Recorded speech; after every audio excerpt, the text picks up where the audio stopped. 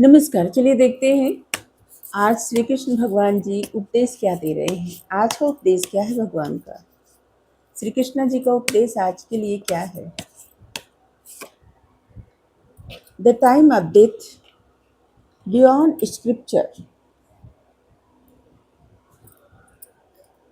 जिस जिस तरह जब मनुष्य इस धरती से जाता है, इस दुनिया से जाता है, उस समय उसके मन में जो डर, जो सोच विचार आसक्ति रहती है, उसी प्रकार वो नया जन्म पाता है, या तो मोक्ष या जन्म।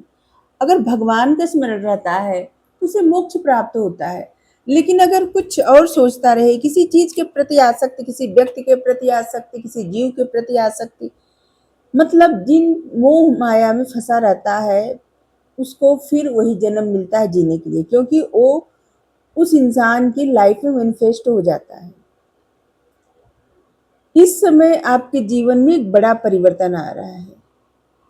भीतर से आपके जीवन में ट्रांसफॉर्मेशन चल रहा है, और ये बदलाव इस समय आप जो भी सोचेंगे उसी तरह आपका जीवन हो जाएगा।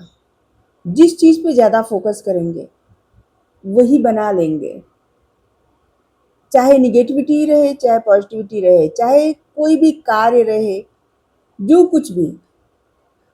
चाहे अगर कोई व्यक्ति आलस्य पे ध्यान दे रहा है तो आलस्य बढ़ता जाएगा, कोई मेहनत पे ध्यान दे रहा है तो मेहनत बढ़ती जाएगी, कोई ज्ञान पे ध्यान दे रहा है तो ज्ञान बढ़ता जाएगा, कोई अपने मन की शांति पे, तपस्या पे, ईश्वर की भक्ति पे ध्यान दे रहा है तो बढ़ता जाएगा।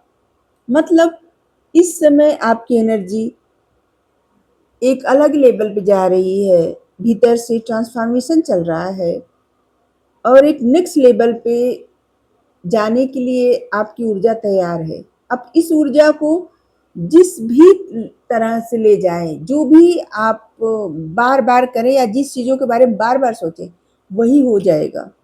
इसलिए अभी कुछ बियॉन्ड स्क्रिप्चर, कोई स्क्रिप्ट नहीं लिखी गई है। जब जब एनर्जी चेंज होती है, जब जब ट्रांसफॉर्मेशन होता है, तब तब कोई कुछ लिखा नहीं रहता। इंसान का पूरा जीवन ही मैनिफेस्टेशन होता है, मैनिफेस्ट करता रहता है। जो आज इंसान सोचता है, थोड़े समय बाद, कुछ महीनों बाद, एक दो साल बाद वही प्राप्त होता है, ठीक उसी तरह का जीवन।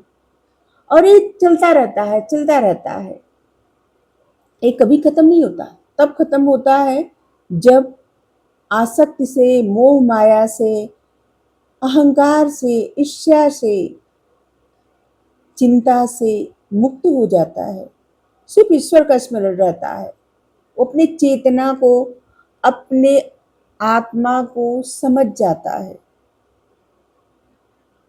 जब समझ जाता है सब कुछ उसके भीतर है, वही है सब कुछ जो जो बाहर ढूंढ रहा है। और इसलिए चिंता फिक्र जब खत्म हो जाती है, तब इंसान, उसी को मोक्ष कहा जाता है। लेकिन जब तक व्यक्ति भागता रहता है, मन भागता रहता है, चिंता में, फिक्र में, आसक्ति में, मोह में, लालच में, या फिर खुद को सबसे बड़ा बेहतर, सबसे बेहतर समझना, अहंकार में, तब तक व्यक्ति उलझा रहता है। और आज का उपदेश यही है कि इस समय एनर्जी चेंज हो रही है। जिस भी चीज पर आपका ध्यान बहुत ज्यादा रहेगा, आपको अंततः वही प्राप्त होगा, वही आपके जीवन में बढ़ता जाएगा। आपको क्या चाहिए? तीनों गुण में से आपको क्या चाहिए? तमोगुण, रजोगुण, सतोगुण। हर एक व्यक्ति के जीवन में एक, हर रोज तीनों गुणों से गुजरता रहता है व्यक्ति। कौन सा गुण, तीनों जरूरी होता है, क्योंकि सतोगुण सिर्फ रहे तो फिर व्यक्ति जी नहीं पाएगा, संसार में रह नहीं पाएगा। इसलिए रजोगुण जरूरी है, और रजोगुण में तमोगुण आ ही जाता है। तो इसलिए कभी कभी जो क्रोध आता है, अहंकार आ जाता है थोड़ा बहुत, ये रजोगुण, तमोगुण रहता है।